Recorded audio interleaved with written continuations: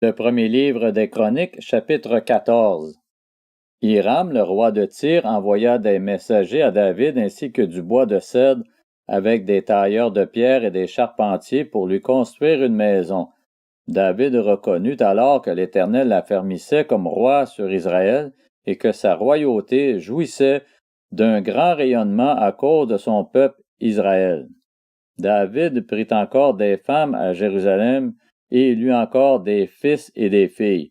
Voici le nom des enfants qu'il eut à Jérusalem: Shammua, Shobab, Nathan, Salomon, Jibar, Élishua, Elphélet, Noga, Népheg, Japhia, Élishama, Bééliada et Éliphélet.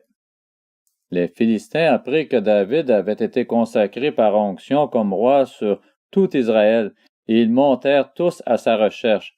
David en fut informé et il sortit à leur rencontre. Les Philistins arrivèrent et firent des incursions dans la vallée de Réphaïm.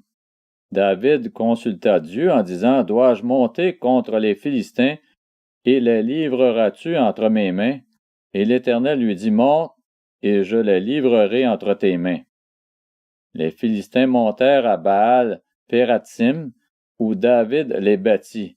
Puis il dit: « Dieu a dispersé mes ennemis par mon intermédiaire comme de l'eau qui coule. » C'est pourquoi l'on a appelé cet endroit Baal-Pératsim.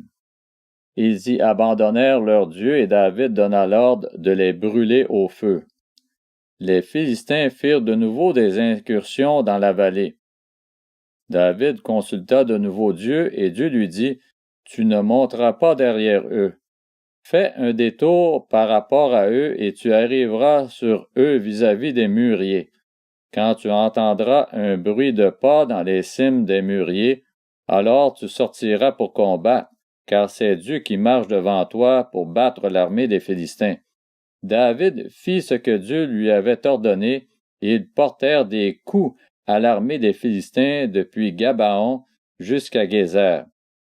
La réputation de David se propagea dans tous les pays, et l'Éternel fit de lui un objet de terreur pour toutes les nations.